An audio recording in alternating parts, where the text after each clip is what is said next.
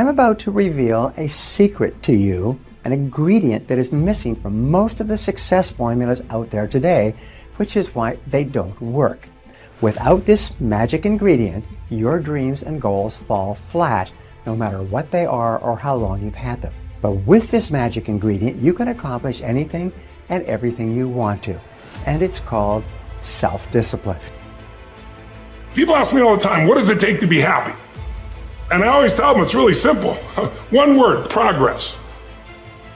Progress equals happiness. If you keep growing, you're going to feel alive. And if you keep growing, you're going to have more to give. It doesn't matter how many statues, Oscars they give you, or Emmys, or how much money you have in the bank. We've all seen people have all those things, and I get the phone call because they're depressed, or somebody commits suicide in that area.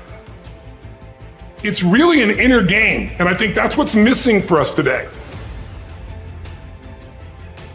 Everybody's focusing on the outside world, and hell, there's a lot of things in the outside world you'll never be able to control. You can influence, but you can't control it.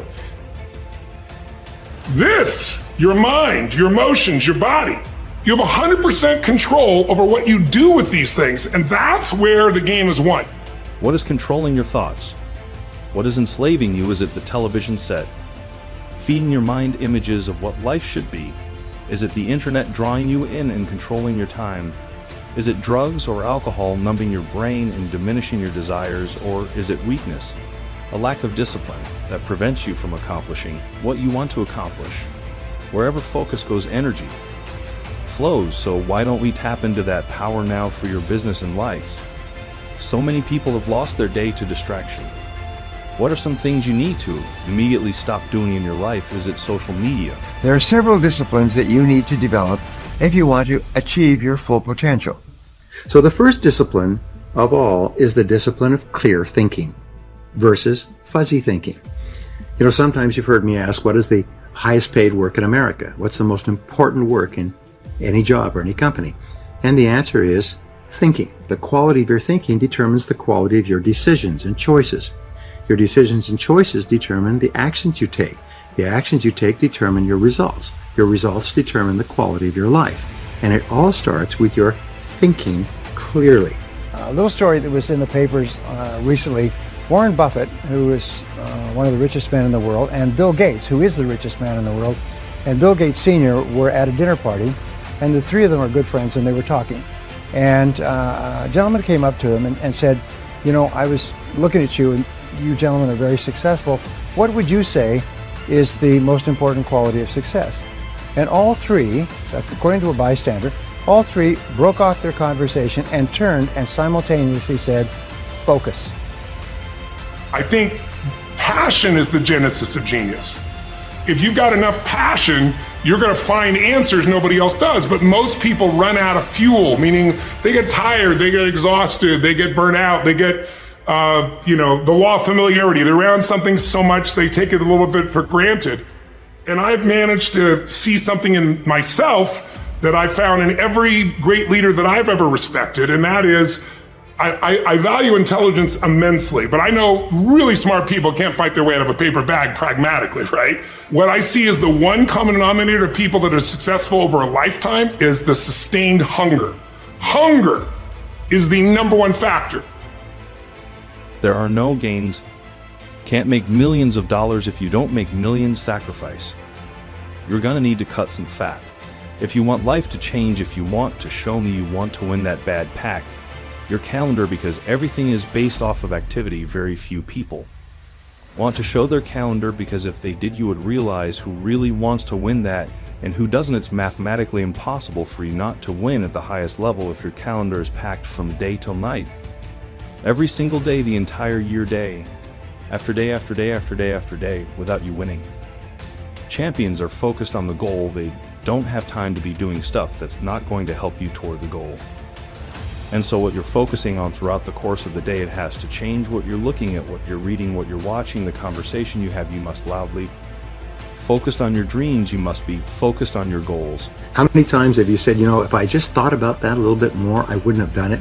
Or if I just thought a bit better, or I just taken time to think? Well, superior people, through experience and through painful experience, learn to take their time in making important decisions. So one of the very best ways that you can develop the discipline of clear thinking is to sit in solitude for 30 to 60 minutes when you have a major problem or a major issue in your life. This is what happens for you in solitude. You'll start to go calm, and all the energy, all the fidgetiness will disappear, and you'll just go calm. And it's almost like a bucket full of silty water. It'll sit there, and if you leave it sit there for a while, the water goes completely clear. And this is what happens to your mind. Your mind goes completely clear. And after the 30-minute point, what will happen is ideas will start to flow like a river. I would be more likely to be successful than if I did not start anything. Like when you squat, the first time you squat, you're orienting yourself to your environment. You're barely actually squatting. You're just looking like you have a bar on your back. But you learn so much between that first rep and your 10,000th rep. You have to be, in my own language, willing to stare nakedly at your inadequacies. Yeah. And if you can stare nakedly at your inadequacies, then you can actually get better. I think most people have a dramatic underestimation of how much volume it takes to be successful, right? They're like, okay, I should go on 5 dates and then find the girl I'm going to marry. Like, what if it was 500? Do not cast power to your excuses.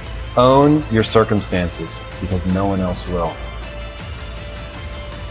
I think the difference between rich people and poor people, successful people, not successful people, is the degree to which they give power to their circumstance. When you were great, you don't focus on me when you were great. You don't focus on a month when you were great. If you don't focus on here, you concentrate on the 24 hours that's in front of you and you live. And the problem with some of you all is you won't. Somebody else to support your dream. It's yours, it's your dream. If you wanted to have it, get your butt up and make it happen. If you wanted to have it, rise and grind. If you wanted to have it, you won't have to do what I do, and that's get up at 3 o'clock in the morning cause. It's my time. This is my moment tomorrow. Tomorrow ain't no such thing as tomorrow. We only got today. I ain't putting my dream on nobody else, and I don't care what nobody think about my dog or dream. It's your dream. Nobody's gonna see it like you do it. Nobody's gonna be as dedicated to it as you are. It's your dream. You know, Aristotle once said that wisdom, which is the greatest of all human desires, wisdom is the ability to make good decisions, is a combination of experience plus reflection. Experience plus reflection. In other words, you have an experience and then you reflect on the experience and you think about, what does that experience mean to me? How can I use that? What can I learn from it? So reflecting on your experiences, and the best way to do that is to go for a walk. Just going for a walk where you can't listen to anything, don't take an iPod or anything, just go for a walk, 30 or 60 minutes, and just walk.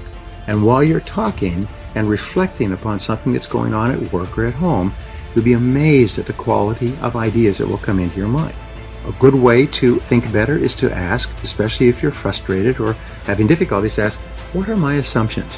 What am I assuming about this situation that may not be correct? What are my basic assumptions about this relationship, about this job, about this product or service or this investment? What if my assumptions were wrong? Then what would I do?